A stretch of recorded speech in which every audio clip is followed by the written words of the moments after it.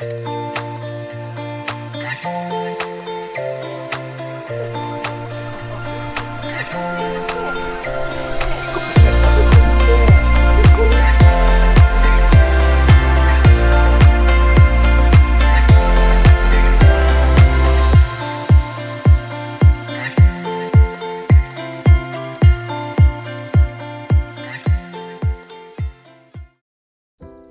日は高松までいらしてくださってありがとうございます。とんでもない、楽しみに来ました。嬉しい、そう言ってくださると。すっごい楽しみでした。じゃあちょっとだけ質問していいですか？全然大丈夫、何でもしてください。はい、よろしくお願いします。よろしくお願いします。はい、じゃあお茶飲みながら。いいですか？今日のお茶は？今日のお茶は、すみれのお茶です。すみれのお茶。フランスのすみれの町で作ってるすみれの紅茶があって、それをちょっとこれはおトリュフなんですけども、なるほど。すみれのティーカップでいただいてもらって。僕で大丈夫ですか？絵面的に。ガーデンズさんの絵面壊してないですか？いや、どういう風に映るんでしょうね。わからない。綺麗に加工しといて。さんのカメラとね、小春さんの見た感じとかね。そうですよ、本当に。本当に。よろしくお願いします。何でもいい。答えますよ。3年前でしたかね。そうですね。いらしてくださった時に、会わなければいけない人がいるんですって言って、車の中で2人が喋りながら来た動画をね、私は覚えてるんですけど。はいはいはい。僕の、知り合いというか、鹿児島のデイビッド・サンダーソンさんっていう方がおって、デイビッドさんと仲良くなって、で、いろいろこう、ガーデンっていうお店にもデイビッドさん来てくれるようになって、そのバラの講習会とかやってもらうようになって、で、一緒にご飯食べ行くようになったりとかいろいろしてたら、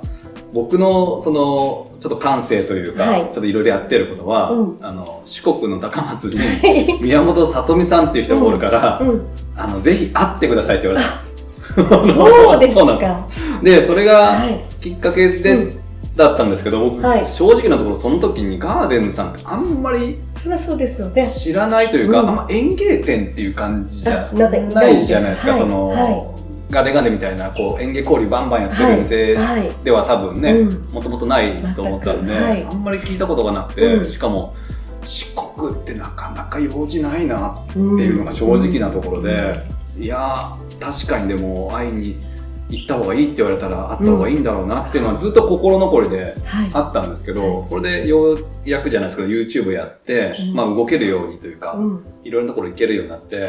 これ絶対会っとかなくてはいけないっていうデイビッドを信じていきました、僕は。なるほど。デイビッドさんが愛のキューピッド、愛じゃないけれどキューピッドですね。でも最初、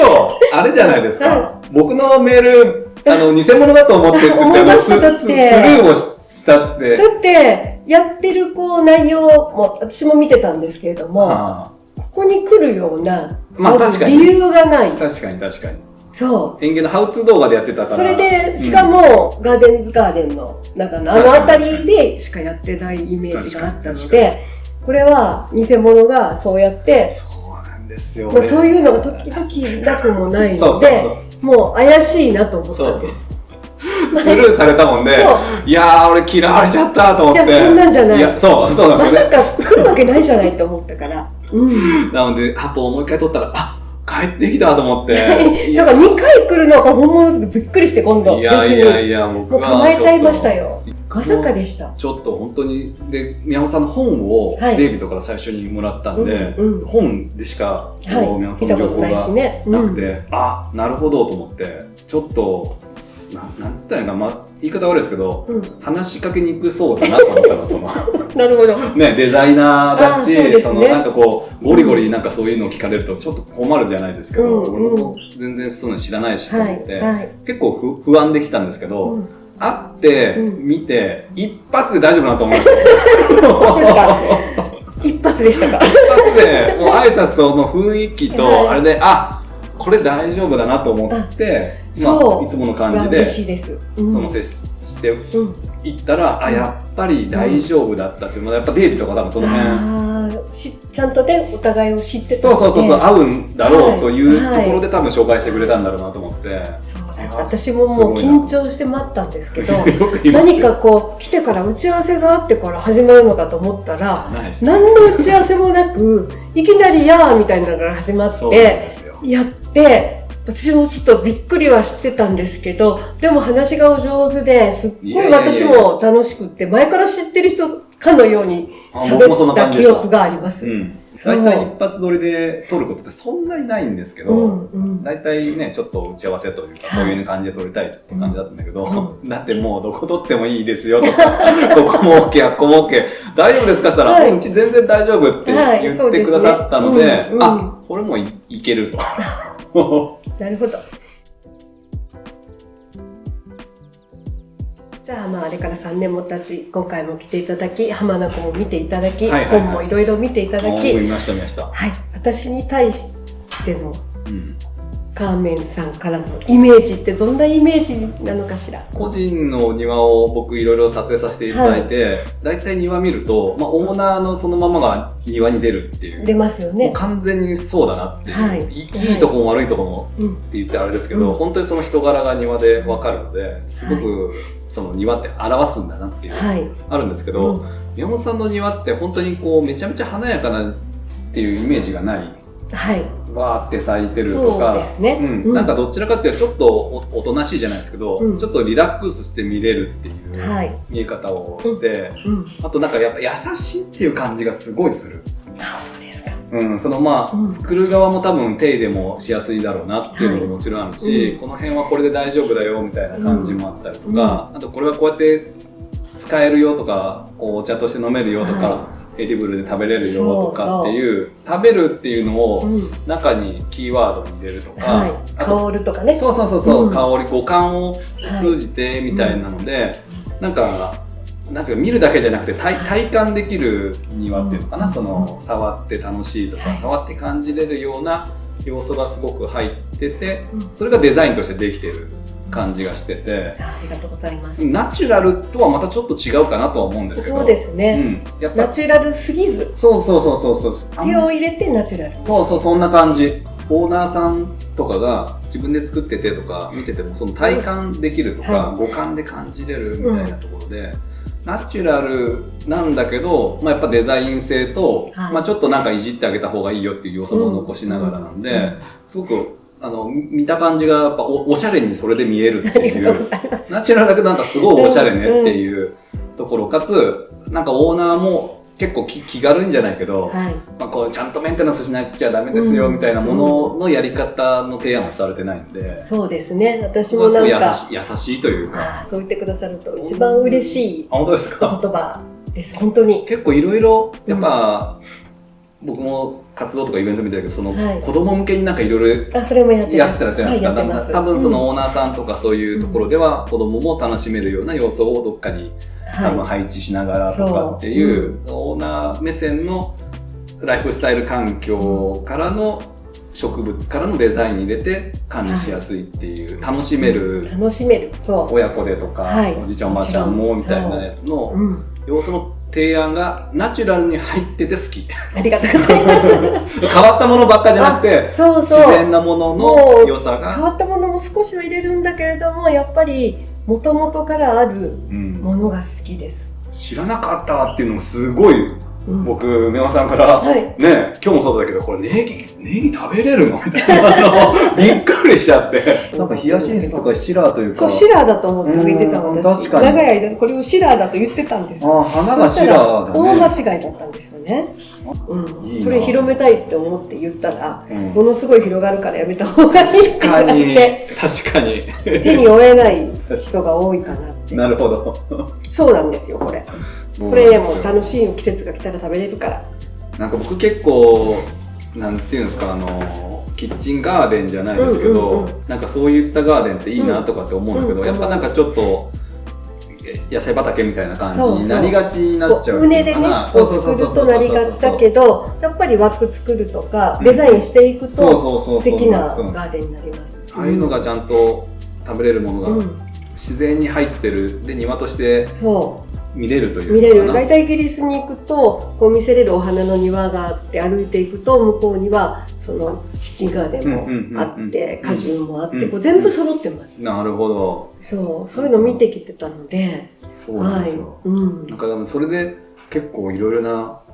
バリエーションのお庭っていうのがすごいかっこよく決めてる時もあるじゃないですか。すごいやっぱここはこう決めるんだっていう庭もあったりとか、あったりいろいろ私は庭を作っています。ね、だからもうね、ありがたいことですよ。いろんなデザインを、私なんか一定のデザインではないので、いろいろバリ風にしてほしいって言ったらバリ風にするし、お茶のねお庭を作ってほしいって言ったらそれもするし、フランスっぽいのも、だからその自分がなりきってそこの庭のデザインをするのがまあすごい楽しくて、宮本流っていうか、出てるというか、里見さんの楽しませてもらってる。最近結構宮本さんの庭だなっていうのが分かるようになってきた。ありがとうございます。らしいなというか、そうそんなイメージです。ありがとうございます。はい。